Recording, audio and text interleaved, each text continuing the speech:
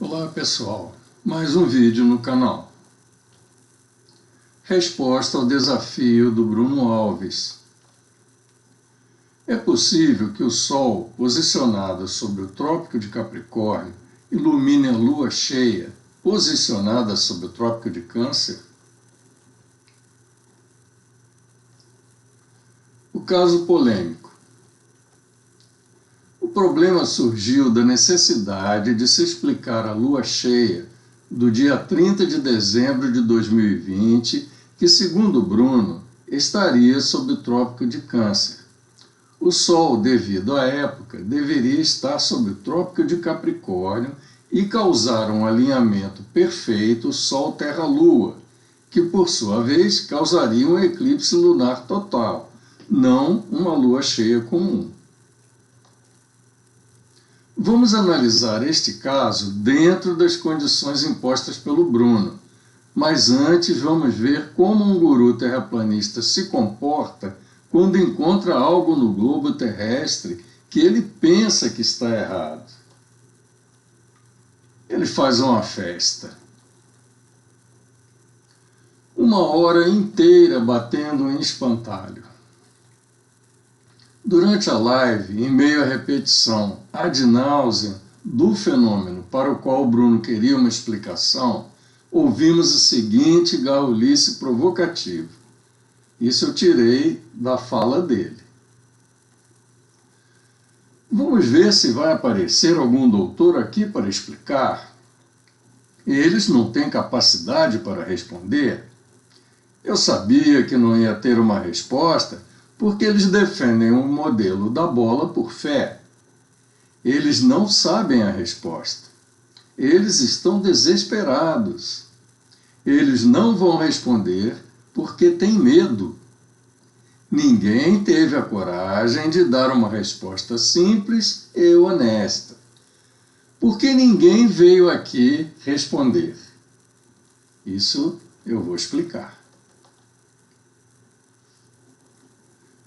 Sobre a última pergunta. Ninguém foi ao canal do Bruno para dar a resposta que ele queria, porque ele bloqueia as pessoas que têm conhecimentos verdadeiros e que podem provar que ele só fala bobagens. É uma atitude muito suspeita alguém perguntar algo no canal, desafiar os bloqueados e dizer que ninguém responde porque tem medo. Desse jeito, os inscritos vão acabar percebendo que o Bruno cala a oposição para fazer parecer que ela não tem argumentos contra os falsos erros que ele aponta no globo. Olha, o Bruno é livre para comentar no meu canal, mas eu sou bloqueado no canal dele. A pergunta é, quem tem medo de quem? Então vamos ao problema técnico. Visualizando o problema proposto. Aqui está a Terra com o centro, Polo Norte e Polo Sul, o Trópico de Câncer no hemisfério norte, Trópico de Capricórnio no hemisfério sul. Nós vamos colocar aqui sobre o Trópico de Capricórnio um ponto que corresponde ao local da superfície da Terra, de onde uma pessoa ali veria o Sol exatamente acima da cabeça dela, no zênite. Esse ponto é chamado ponto subsolar. Vamos colocar ali no Trópico de Câncer um ponto que corresponde ao local da superfície da Terra, onde uma pessoa veria a Lua exatamente no zênite, no ponto mais alto do céu. É o ponto sublunar. Nestas condições do desenho, nós não temos uma lua cheia, porque Sol e Lua estão para o mesmo lado aqui. A lua cheia acontece quando Sol e Lua se colocam em oposição, assim. Aí está a proposta do Bruno. Vamos fazer o seguinte, vamos ligar o centro da Terra até o ponto subsolar. Essa reta vai atravessar a superfície da Terra perpendicularmente, Continuando o prolongamento dela, nós temos uma seta vertical naquele ponto subsolar que vai apontar lá no centro do Sol. Para o lado oposto, uma reta parte do centro da Terra, vai até o ponto sublunar, atravessa a superfície da Terra perpendicularmente. O prolongamento é uma seta que vai atingir lá o centro da Lua. Tá? Essa seta é vertical. Aí está o desenho do Bruno. Ok? Muito bem. A pergunta dele era: como o Sol faz para iluminar a Lua nestas condições? A resposta é simples: não faz.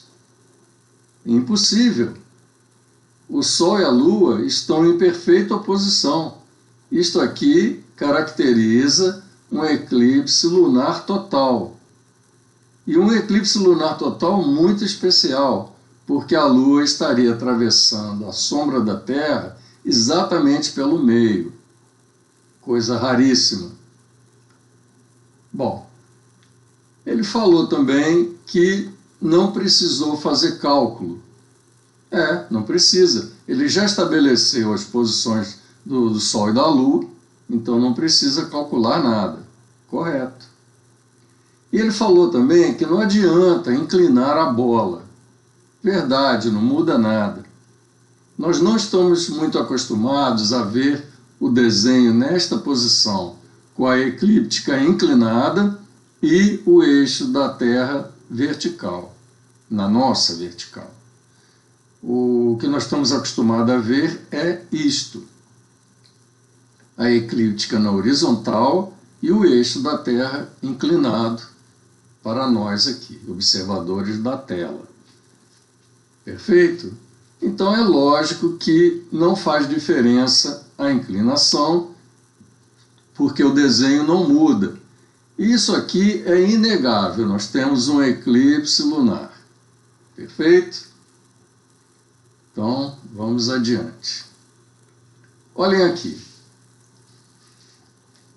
Eu coloquei aqui, nesse programa, o horário UTC, 3 horas e 28 minutos, da lua cheia, do dia 30 de dezembro de 2020. O Sol estava sobre a Austrália e a Lua sobre o Oceano Atlântico Norte. Tá? Olhem aqui onde estão os trópicos. À primeira vista, dá a impressão de que o Bruno tem razão. O Sol sobre o Trópico de Capricórnio e a Lua sobre o Trópico de Câncer. Mas a precisão da posição do Sol e da Lua nós só vamos tirar de programas precisos, como o Stellarium, por exemplo. Então, vamos lá ver onde estava o Sol realmente e a Lua nesse horário aqui, 3h28 UTC, do dia 30 de dezembro. Aqui está.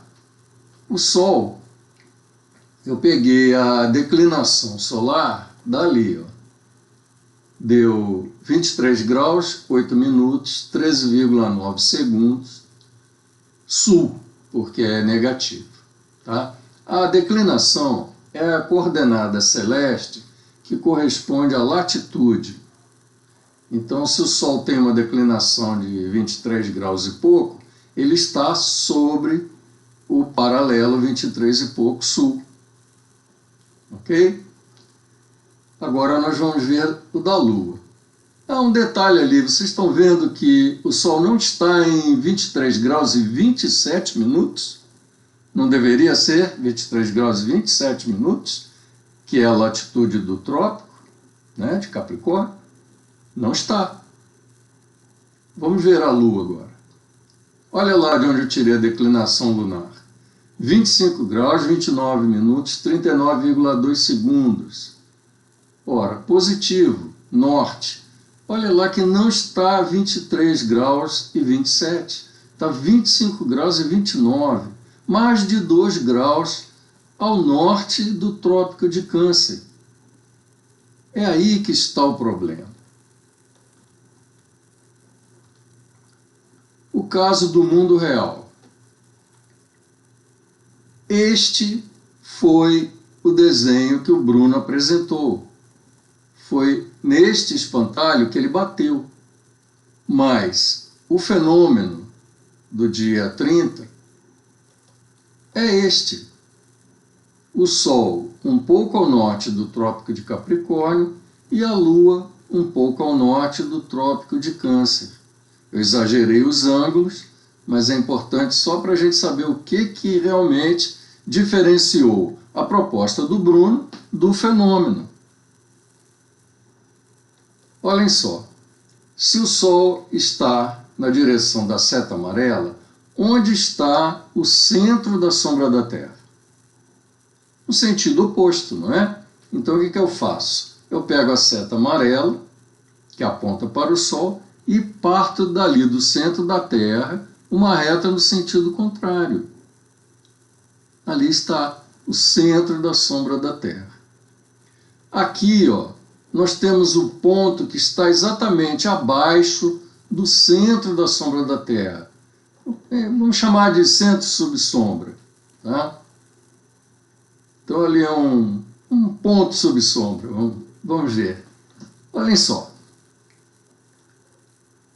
O que nós queremos é saber este ângulo aqui. Este ângulo θ vai nos informar qual é a distância angular entre o centro da Lua e o centro da sombra da Terra. Então nós temos ali, na verdade, a diferença de duas latitudes. Olhem bem, vamos traçar aqui a linha do Equador. Vocês estão vendo que o ângulo θ é formado pela diferença da latitude do ponto sublunar e a latitude do ponto subsombra. Como eu não tenho a latitude numa variável, eu vou usar a declinação solar. Então vamos ter que fazer um ajuste algébrico aqui. Então nós teríamos que subtrair dois valores positivos ali.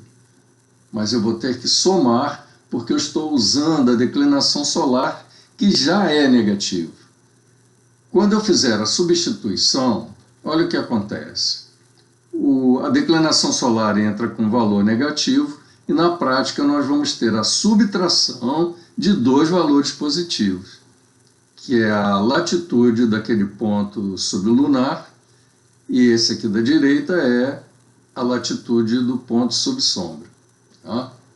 Fazendo a conta, nós encontramos 2 graus, 21 minutos, 25,3 segundos. Convertendo para graus decimais, nós temos 2 graus,357028. Este é o ângulo que separa o centro da Lua do centro da sombra da Terra. Agora nós vamos para a prática de observação dos eclipses.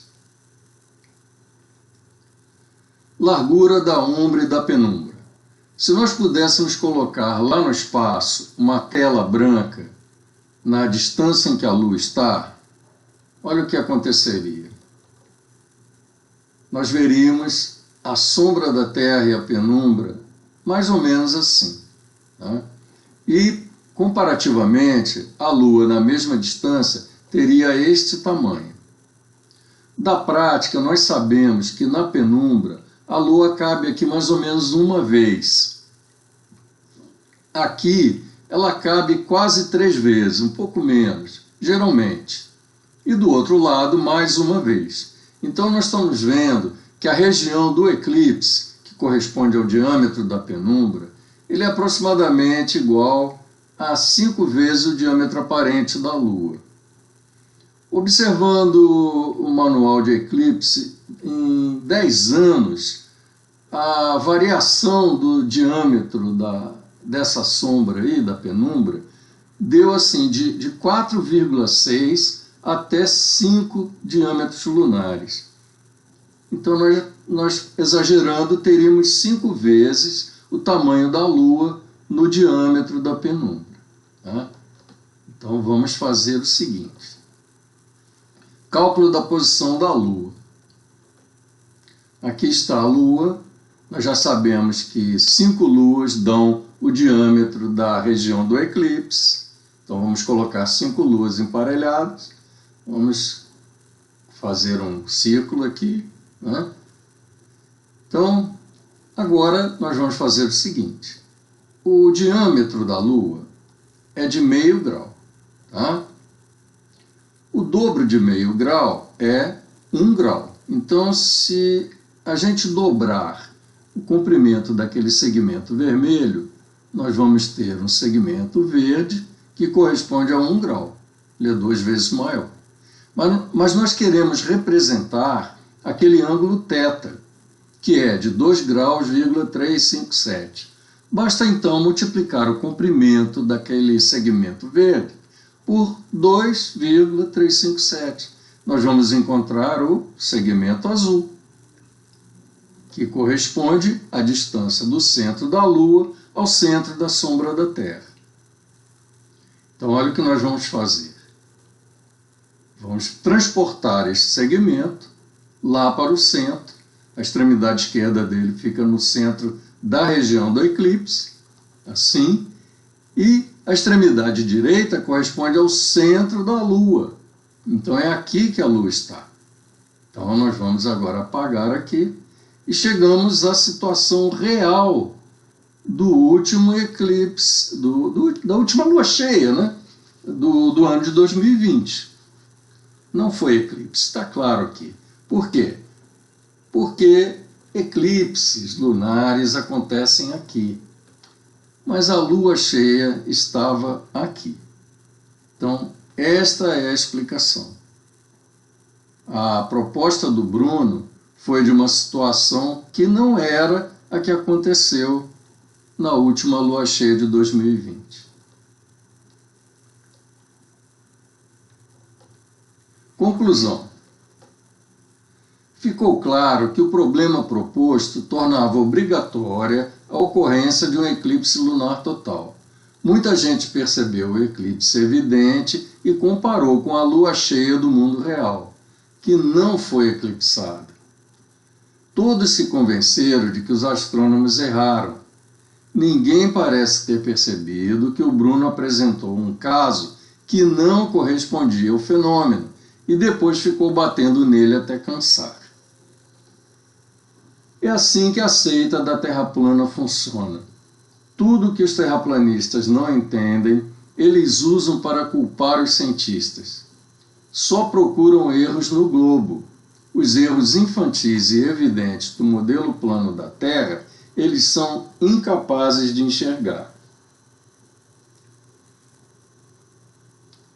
Os gurus da seita plana precisam parar de insinuar que cientistas são idiotas e que idiotas são cientistas. É isso aí. Por hoje é só. Até meu próximo vídeo.